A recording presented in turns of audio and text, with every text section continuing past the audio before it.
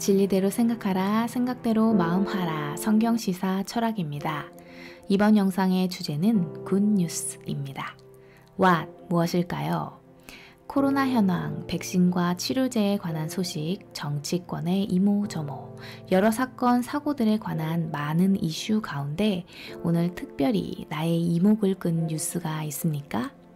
뉴스에는 가짜 뉴스, 진짜 뉴스, 좋은 뉴스, 나쁜 뉴스 등 여러 가지 뉴스가 있습니다. 내가 꼽을 수 있는 굿뉴스, 좋은 뉴스, 좋은 소식이 있다면 어떤 것이 있습니까? 주식, 비트코인, 집값 등 혹시 내 경제적 부의 증거와 관련된 뉴스를 떠올리셨나요? Why? 왜 그럴까요? 우리의 굿뉴스가 많은 경우 경제적 요소와 지나치게 연관 지어지는 이유는 무엇일까요? 그것은 재산의 풍부함과 삶의 풍부함이 일치한다고 생각하기 때문입니다.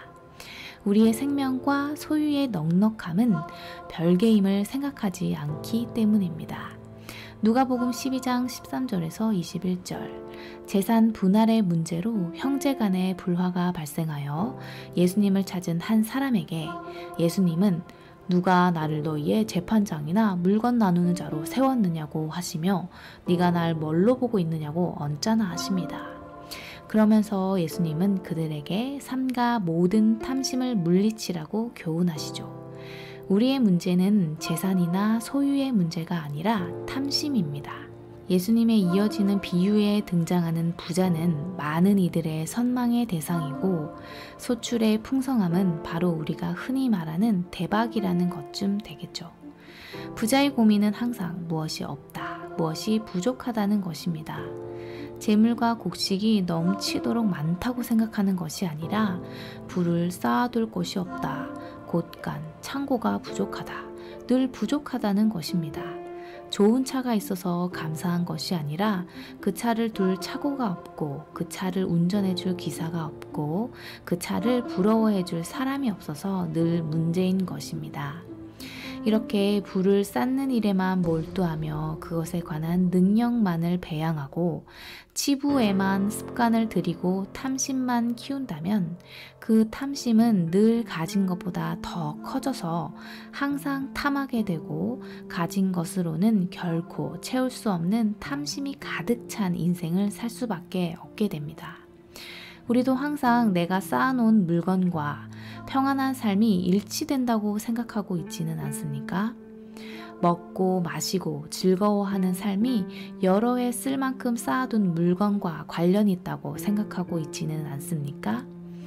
그러나 하나님은 이런 자를 어리석은 자라 하십니다. 그리고 이렇게 물으십니다. 오늘 밤에 네 영혼을 도로 찾으리니 그러면 내가 준비한 것이 누구의 것이 되겠느냐? 우리가 여러 해 쓸 물건을 이야기할 때 하나님은 오늘 밤의 일을 말씀하십니다. 우리가 내 물건을 이야기할 때 하나님은 우리의 생명을 말씀하십니다. 우리가 내가 가진 것을 이야기할 때 하나님은 그것이 누구의 것이 되겠느냐고 말씀하십니다. 이런 자들은 자기를 위하여 재물을 쌓아두고 하나님께 대하여는 부요하지 못한 자입니다. How? 어떻게 할까요? 정말 좋은 소식이란, 정말 좋은 뉴스란 무엇일까요? 굿뉴스는 첫 번째, 타임리, 시기적절하면서도 두 번째, 타임리스, 세월이 흘러도 변치 않는 뉴스, 세 번째, 그 뉴스의 영향력이 모두에게 선한 뉴스, 네 번째, 거짓이 없는 참된 뉴스여야 합니다. 이런 굿뉴스 들어본 적 있으신가요? 매년 찾아오는 성탄절은 사실 최고의 좋은 소식, 굿뉴스가 전해지는 날입니다. 하나님의 자녀, 예수님의 제자, 성령님이 거하시는 성전이 되어 하나님과 동행하는 삶을 살기 위해 초대받는 날입니다. 이렇게 매년 성탄절은 우리를 하나님께 대하여 부유하도록 초대하고 있습니다. 이 굿뉴스를 들을 때 우리는 하나님의 보호하심을 받고 예수님이 시인하는 삶을 성령님의 가르치심에 따라 살게 되는 것입니다. 1. 하나님의 보호하심. 누가복음 12장 6절에서 7절.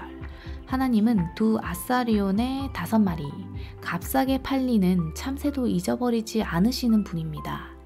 많은 참새보다 비교할 수 없을 만큼 귀한 우리는 심지어 머리털까지도 다 세신 바 되어 잊지 않고 돌보심을 받는 존재입니다. 최근 20, 30대의 최대 고민이 탈모라고 합니다. 내 머리 빠지는 것을 내 머리털까지 다 세신 하나님께서는 분명히 더 안타까워 하실 것입니다. 얼마 전 추운 밤거리에 4살 딸을 버린 30대 엄마가 재판에 넘겨졌습니다. 과연 나를 머리털을 셀 정도로 돌보고 보호하는 이가 있을까요? 이사야 49장 15절에서 16절 여인이 혹 자식을 잊고 자기 태에서 난 아들을 긍휼히 여기지 않더라도 나는 너를 잊지 아니하리라. 하나님은 우리를 하나님의 손바닥에 새기시고 기억하시며 끝까지 돌보아 주실 것을 약속하셨습니다. 하나님의 보호하심, 돌보심 안에서 우리의 몸, 생명을 상하게 할 수 있는 이는 없습니다. 그래서 우리는 함께 이렇게 찬양합니다.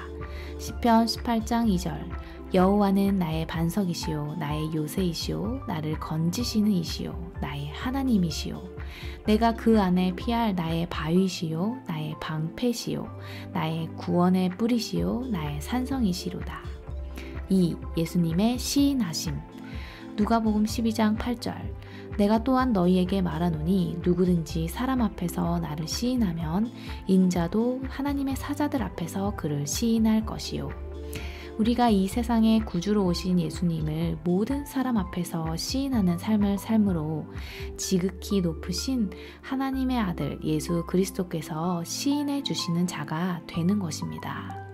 주께서 함께 역사하시며 우리의 증언을 확실히 인정해 주시는 삶을 사는 것입니다. 3. 성령님의 가르치심. 부모님, 선생님, 인플루언서, 일타 강사, 나는 누구의 가르침을 받고 어떤 가르침에 따르고 있습니까? 누가복음 12장 11절에서 12절 사람이 너희를 회당이나 위정자나 권세 있는 자 앞에 끌고 가거든 어떻게 무엇으로 대답하며 무엇으로 말할까 염려하지 말라.